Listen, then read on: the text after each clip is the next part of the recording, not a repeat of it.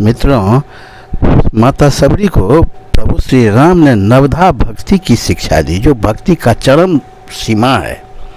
ये सुनने के लिए वीडियो के अंत तक बने रहिए। बहुत ही अच्छा भक्ति के बारे में प्रभु श्री राम ने सबरी को शिक्षा दी है। जब प्रभु श्री राम लक्ष्मण जी के साथ घूमते घूमते सीता की खोज में पंपापुर सरोवर पर पहुँचे, वहाँ सबरी के आश्रम गए। सबरी के गुरु मतंग ऋषि उनको बतला दिए थे, जब वो स्वर्ग सिधारने लगे तो सबरी से कह गए थे कि एक दिन प्रभु श्री राम तुमसे मिलने के लिए ज़रूर आवेंगे तुम्हारे आश्रम पर, तुम इसके लिए हमेशा उनके स्वागत के लिए तैयार रहना। सबरी उस दिन से अपने आश्रम के नज़दीक के रास्तों सड़कों पर रोज़ फूल बिछ बिछ करके बिछाया करती थी कि हमारे घर में आने में प्रभु के पाँव में कांटा न गड़े। रोज़ फूल बिछाती थी, जंगल से सुंदर सुंदर फल चुन करके लाती थी और रोज़ तैयार रहती कि किस समय कब प्रभु श्री राम आ जाएं, तो उनको ऐसा नहीं लगे कि सबरी सत्कार भी नहीं करना जानती है। इसलिए वो बरसों से यही काम कर रही थी। कुछ ऋषि मुनि उस पर में मजाक भी करते रहते थे कि तुम तो बहुत दिन से कर रही है, क्या राम आया तुम्हारे पास। सबरी को दृढ़ विश्वास था कि हमारे गुरुदेव का कथन कभी मिथ्या नहीं हो सकता, एक दिन प्रभु श्री राम जरूर आवेंगे, हम पर इतना कृपा जरूर करेंगे। जब एकाएक राम और लक्ष्मण सबरी के आश्रम पर पहुँचे तो उस समय सबरी रास्ते पर में फूल बिछा रही थी, तो वह पाँव की ओर देख करके तो नहीं पहचान पाई, नीचे देख करके फूल बिछा रही थी। तो कहे कि हाँ आप लोग हमारे फूल को मत रौंदिए, हम भगवान राम के लिए बिछा रहे हैं। तब जब ऊपर देखे तो चेहरा से ही पहचान गई कि यही राम लक्ष्मण है। तब पूछे कि आप लोग कौन हैं, तो भगवान अपना परिचय दिए। उसके बाद सबरी उनके पाँव पर गिर करके बहुत रोने लगी, बहुत ज़्यादा उनको प्रसन्नता की आंसू निकलने लगा कि प्रभु आप इतना कृपा किए कि गरीब के आश्रम पर आ गए। उसके बाद कुटिया ले गए, उनका उचित सत्कार करके पाद्य अर्घ ये सब दे करके उसके बाद बैठा है।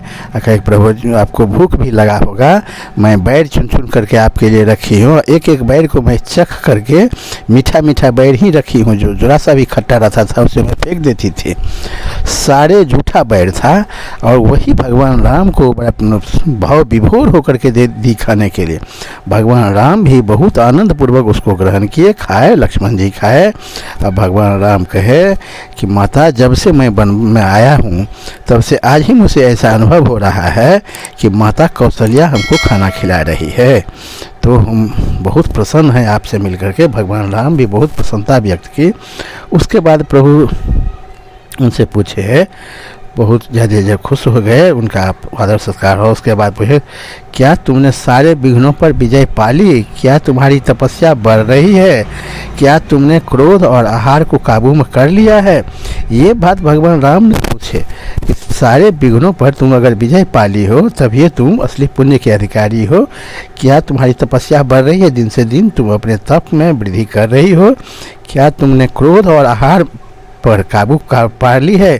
कोई भी मनुष्य आध्यात्म के रास्ता पर तभी आगे बढ़ सकता है जब वह क्रोध और अपने आहार पर में विजय पा ले, तभी कोई भी मनुष्य आध्यात्म के क्षेत्र में आगे बढ़ सकता है। ये सब प्रभु ने उनसे पूछे। उसके बाद और भी पूछे कि तुमने जिन नियमों को स्वीकार किया है वे निभ तो जाते हैं ना।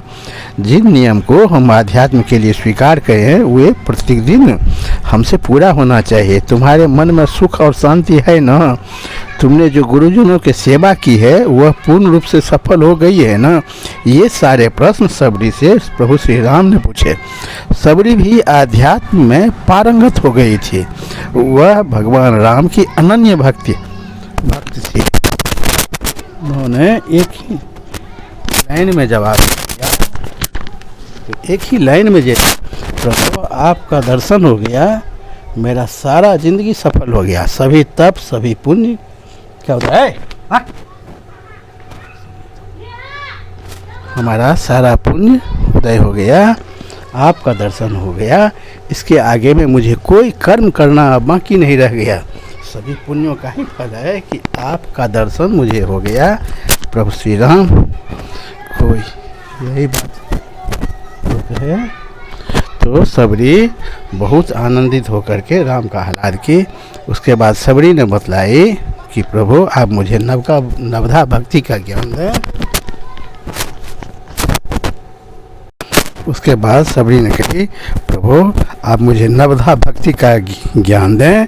यही हमारे गुरुदेव हमसे कह गए थे कि भगवान तुमसे नवधा भक्ति की शिक्षा देंगे। तब भगवान प्रभु श्री राम ने कहे कि मैंने गुरुजनों से जो कुछ सुना है वह मैं तुझे बतलाता हूँ।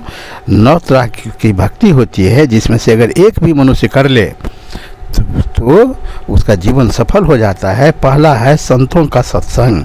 हमेशा मनुष्य को संत का सत्संग करना चाहिए, अच्छे अच्छे लोगों के सत्संग में रहना चाहिए। दूसरा भक्ति है भगवत कथा प्रसंग में प्रेम। जहाँ कहीं भी भगवान का कथा होता हो, भगवान का चर्चा होता हो, उसमें बहुत प्रेम भाव से बैठना चाहिए, उसको बहुत प्रेम से सुनना चाहिए। तीसरा है अभिमान रहित होकर गुरु के चरण कमलों की सेवा।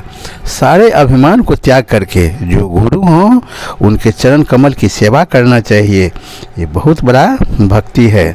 चौथा है कपट छोड़कर मेरे गुण समूहों का गान करें। चौथा भक्ति है कि मन से छल कपट को निकाल करके हमेशा भगवान के गुण का, चरित्र का गान करते रहना चाहिए। पांचवा भक्ति है मेरे राम मंत्र का जाप और मुझ में दृढ़ विश्वास।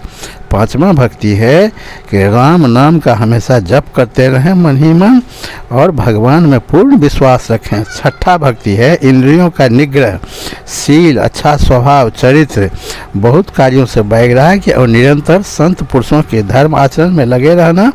छठा भक्ति यही बतलाया है कि मनुष्य का हमेशा चरित्र अच्छा होना चाहिए, वैराग्य की भावना होना चाहिए, किसी चीज़ से बहुत प्रेम नहीं होना चाहिए और संत पुरुषों को हमेशा सेवा करते रहना चाहिए।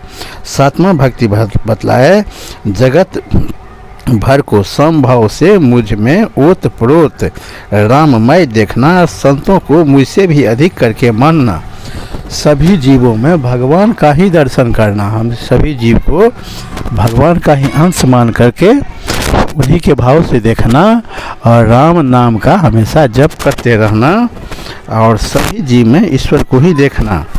आठवां भक्ति है जो कुछ मिल जाए उसी में संतोष करना और स्वप्न में भी पराये दोषों को न देखना। आठवां भक्ति के बारे में प्रभु ने बतलाया कि जो मिल जाए उसी से मनुष्य को संतोष करना चाहिए, मनुष्य को हमेशा संतोष में रहना चाहिए और किसी का अवगुण कभी नहीं देखना चाहिए। नौवां भक्ति बतलाए सरलता और सबके साथ कपट रही बर्ताव करना, हृदय में मेरा भरोसा रखना और किसी भी अवस्था में हर्ष और विषाद का न होना। हमेशा हर्ष और विषाद से अपने को हटा करके स्थित प्रज्ञ रहना चाहिए। सभी जीव में ईश्वर का ही अंश को देखना चाहिए कि सभी जीव में ईश्वर का ही वास है, सब भगवान ही हैं और सभी जीव में जब भगवान का दर्शन किया जाए तो ये सबसे बड़ी भक्ति है। और किसी भी बात से न हर्ष होना चाहिए न दुख होना चाहिए, हमेशा समभाव में रहना चाहिए। 9वां प्रकार की भक्ति का शिक्षा प्रभु श्री राम ने सबरी से दी। उसके बाद सबरी कही कि प्रभु अब मुझे अपने गुरुदेव के पास जाने की आज्ञा दीजिए। तो प्रभु श्री राम की ओर देखते हुए अपने जोगाग्नि में जलकर श्री गुरुदेव के पास पहुँच गए। बहुत बहुत